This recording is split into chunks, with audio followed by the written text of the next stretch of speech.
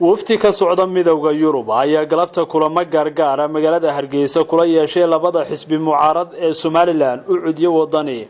inta badan kulamadaasi ayaa waxa diiradda lagu saaray arrimo la xiriira qabsoomida doorashada golayaasha wakiilada iyo deegaanka iyo waliba caqabadaha hortaagan kulanka hore oo dhaxmaray madaxda xisbiga UCUD iyo midowga Yurub ayaa markii uu soo dhamaaday waxa telefishinka Home Cable uga warbixiyay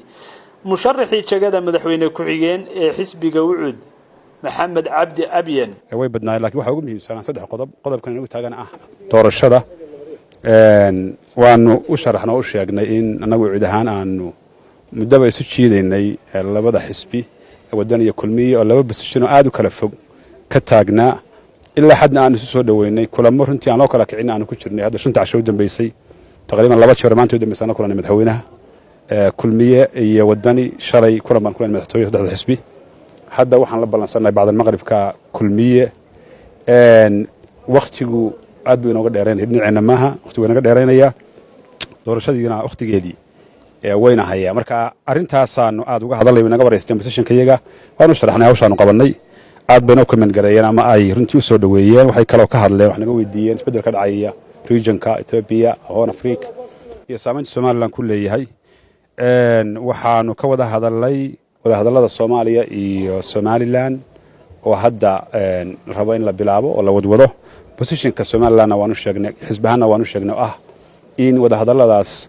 ay loo baahan yahay hogaamiyaan oo ay dhexdhexaadiyaan team international community-ga intaasi kadib ayaa xisbiga wadani kulan la isla gabal dhacsaday waxay la qaateen wafdiga midowga Yurub markii uu kulankaasi soo dhamaadayna waxa telefishinka Home Cable uga warbixiyay Cabdiqaadir Tirde gudoomiyaha ku meel gaadhka ee wadani waxay doonayeen in ogaadaan wax u qabsan karo seen doorashada u soo dhaweyn karo mowqifkeygana waa cadaynay xisbiyada kale oo la kulmay madaxweynuhuna uu dhiman yahay marka tafaasiil kale gelimayna wixii ay nala hayd ayaan u sheegnay iyaguna waxay laahayd nagamay si saraxad leh oo hadleen wixii ay doonayeen ee wanaagsanaa sidii loo gaari lahaa baynu kala hadleen anana hadii wax badan kama naan diidan mowqifkeygaan u sheegnay idinku maxaad u sheegtay annaga waxaan u sheegnay in doorashada diyaar u nahay komishanka aanu doorashada qabanayna saacadiiba ka dhacdo tan guurtiisa ka saartay marka in komishanka si dhaqso ah si waqti loogu helo komishanka cusub inuu komishankani kala tago iyo in guurti ee la kordhiyo komishanka oo labadii xisbi ee anaga iyo cid baan soo raacnay qoladana la qaadatay marka taana qaabka loo kordhinayo sida loo qaybsanayo waa laga wada hadli doonaa laakiin labadaba baan aqbalay in komishanka wax lagu daro intaan waqtigu ka dhamaan qoladana dhaqso loo kala diro si qolada cusub ee soo socota ay waqti u hesho doorashada qabato Thomas Kigner oo hogaaminayay wafdiga midowga Yurub ayaa telefishinka Home Cable isna waxa uu ga waramay waxyaabaha ay ka wada hadleen Yeah, one other element of our visit here to Somaliland is to take stock of the waxyaabaha ugu muhiimsan ee socdaalkayaga ayay ka mid ahayd inaanu la kulanno dhinacyada siyaasadda ee Somaliland si looga baxo ismarawaaga siyaasadeed waxaanu ku dhiirigelinay xisbiyada inay isla gaadhaan xal siyaasadeed si guddiga doorashadu ay hawshooda u gutaan diiwaangelinta codbixiyaashana loo bilaabo kadibna doorashadu ay u qabsoonto ka hor dhamaadka sanadka registration in order to ensure that the elections will take place before the end of the year waqtiga oo aad noo riixaya waxaanu gudbin lahayn fariintaasi Somaliland will continue to be an example and waanu sii wadaynaa taageerada si ay Somaliland u ahaato tusaalaha dimuqraadiyadda ee gobolka in terms of its democratic credentials to the region goorma ayay bixinayaan midowga Yurub lacagtii ay ku caawin jireen doorashooyinka Somaliland su'aashaasi ayaa waxaan weydiiyay Thomas oo hogaaminayay wafdiga midowga Yurub I think if there is a political agreement that allows waxaan filayaa haddii la helo heshiis siyaasadeed oo xisbiyadu ay gaadhaan midowga Yurub waxa uu bixinayaa taageerada doorashada balse waxa ka horeysa in xisbiyada siyaasadda ee Somaliland ay la yimaadaan waxay heshiis ku yihiin dhinacyada doorashadu but again I think we first need to see that there is a political agreement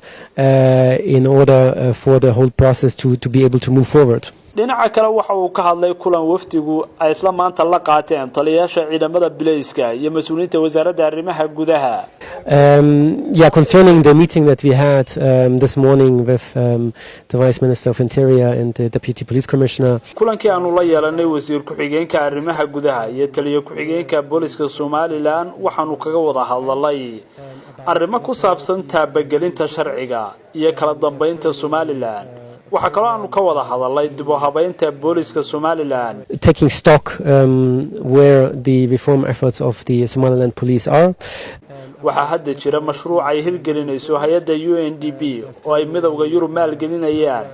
kaasoo ku saabsan kala horreysiinta muhiimadiinta